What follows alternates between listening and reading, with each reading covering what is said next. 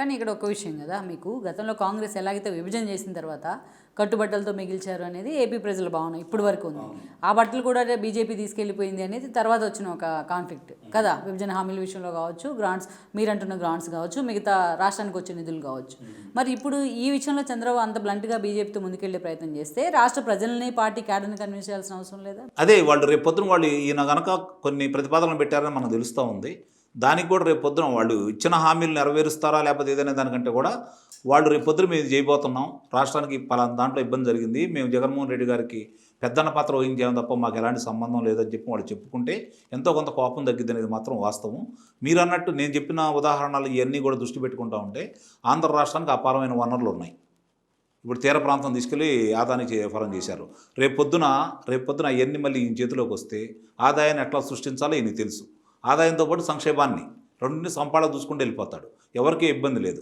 రేపు పొద్దున ఇప్పుడు ఈరోజు జరుగుతున్న పరిణామాలు ప్రపంచవ్యాప్తంగా చూసుకుంటే హోమ్ ఫర్ వర్క్ వచ్చేసింది కదా. రేపు పొద్దున కంపెనీలు ఇక్కడికి వచ్చినాయి అనుకోండి, మన పిల్లలు మన దగ్గర ఉన్నారనుకోండి, ఉదాహరణ చెప్తున్నాను, ఈరోజు 5,13,000 మందికి ఉద్యోగాలు వచ్చినాయి అని చెప్పని దివంగత గౌతమ్ రెడ్డి గారు చాలా స్పష్టంగా శాసనసభ సాక్షిగా చెప్పారు. మరి మొన్నటిదాకా వాళ్ళు ఏం రాలేదని చెప్పారు కదా, అవి వాస్తవాలే కదా. ఈ 5,13,000 తోడు ఇంకొక 5 లక్షల మందికి కనుక రేపు ఉద్యోగాలు వీళ్ళు ఇప్పించగలిగితే, కంపెనీలు రాగలిగితే ఎంత ఆదాయం పెరుగుతుంది ఆంధ్ర రాష్ట్రానికి? ఇప్పుడు దాకా తీసుకెళ్ళేది చెన్నైకో, బెంగళూరుకో, హైదరాబాద్కో, పూనాకో, ముంబైకో వెళ్తున్నాయి కదా.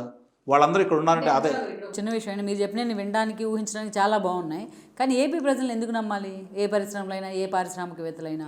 ఇప్పుడు మీరు చూసారు మొన్న జగన్ వచ్చి ఒక విధ్వంసం, ఈ విధ్వంసం తర్వాత మళ్ళీ రేపు చంద్రబాబు నాయుడు ఏదో సంథింగ్ బిల్డ్ చేస్తారనేది మీరు చెప్తూ, రేపు చంద్రబాబు నాయుడు ఉంటారు, మళ్ళీ ఆ యాక్షన్కి ఇంకోరు ఏ పవనో ఇంకో షర్మిలానో, అట్లా ఏపీ ప్రజలు కాన్స్టెంట్గా ఒక ప్రభుత్వాన్ని ఏర్పాటు చేసుకోలేనప్పుడు, ఇలాంటి విధ్వంసానికి చోటు ఇచ్చినప్పుడు ఎందుకు నమ్మాలి? మీకు అందుకే అమ్మ మీకు ఉదాహరణ చెప్పాను. 5 సంవత్సరాలు రాజధాని పూర్తయిపోయింది నిస్సందేహంగా. చాలు రేపు పొద్దున ఆదాయాల వనరులు రావడానికి. పోలవరం పూర్తయిపోయింది. పోలవరం పూర్తయిపోతే అక్కడ పవర్ కనుక వస్తూ ఉంటే మన రాష్ట్రానికి ఎంత ఉపయోగం జరుగుతూ ఉంటుంది.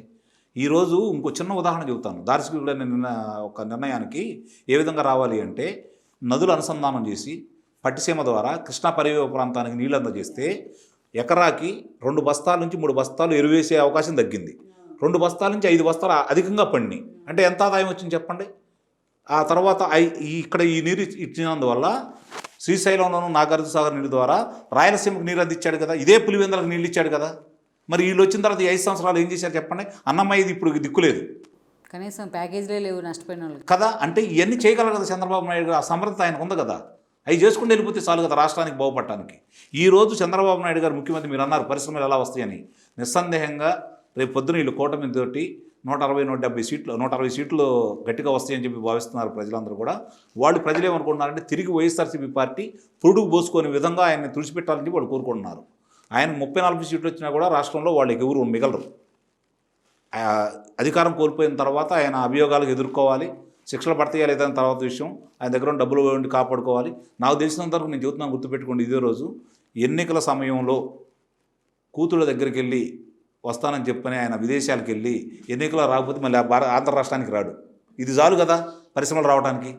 కానీ ఒకటి కదా, ఇక్కడ ఇవాళ చంద్రబాబు నాయుడు రాష్ట్రం కోసం వెళ్తున్నాడా, ఇంకో దానికోసం వెళ్తున్నాడా అనేది వాళ్ళు ఎలాగో చెప్పుకోవట్లేదు. ఇంతవరకు అసలు పొత్తుల గురించి ఎక్కడ వాళ్ళు కానీ వీళ్ళు కానీ ఎండార్స్ చేయలేదు. అంటే మీరు అడిగారు కాబట్టి చెప్పాను నేను. అది చూస్తే జగన్మోహన్ రెడ్డికి భయపడే ఈరోజు చంద్రబాబు నాయుడు బీజేపీతో పొత్తులకు వెళ్తున్నారు అనేది ఇంకో ఎక్స్‌ప్లాయిటేషన్ ఆయన మీద. అంటే ఇది సహజంగానే చంద్రబాబు నాయుడు గారు పిరిగాడని చెప్పి ప్రచారం చేయడం కోసం వాళ్ళు చేస్తుంది. ప్రజలు ఎంత విఘ్నులనే దానికి మొన్న జరిగినటువంటి 108 నియోజకవర్గాలకు సంబంధించి 3 శాసనసభ మండలి సభ్యులను గెలిపించుకున్న విధానం, 2వ తరగతి నుంచి 10వ తరగతి లోపు చదివిన మహిళలను తీసుకొచ్చేసి దొంగ ఓట్లు వేయించి రిక్షాతను కూడా పట్టభద్రులు చేసేసి వాళ్ళు కానుకలు ఇస్తే దండం పెట్టి తిరిగారు కదా వీళ్ళు 3 అభ్యర్థులు కూడా. ఎవరో డబ్బులు కూడా పంచలేదు కదా. మరి అంత భారీ అగ్గితో ఎలా గెలిపించారు 108 నియోజకవర్గాలు, 11 జిల్లాల్లో? అంటే ప్రజలు నిర్ణయించుకున్నారు ఈ దొంగ ఓట్లు కాపాడగలిగిన వాళ్ళని. రేపొద్దున కూడా అంతే. వీళ్ళు ఇప్పుడు నిజంగా దొంగ ఓట్లు ఉండే, అసలు భయపడాల్సిన అవసరమే లేదు. ఎన్ని ఓట్లు వేస్తారో దొంగ ఓట్లు చెప్పండి. రేపు పొద్దున అక్కడ కూర్చున్న ఏజెంట్లు ఒకరిని పట్టుకొని పోలీసులకు అప్పచెప్పారనుకోండి, దొంగ ఓటు వేయడానికి ఎట్లా వస్తాడు? వాడి దగ్గర ఉండాలి కదా. చచ్చిపోయిన ఓట్లు వేయడానికి కుదిరిద్దా? ఈ వీడియో మీకు నచ్చినట్లయితే please share, like and subscribe R24 Telugu.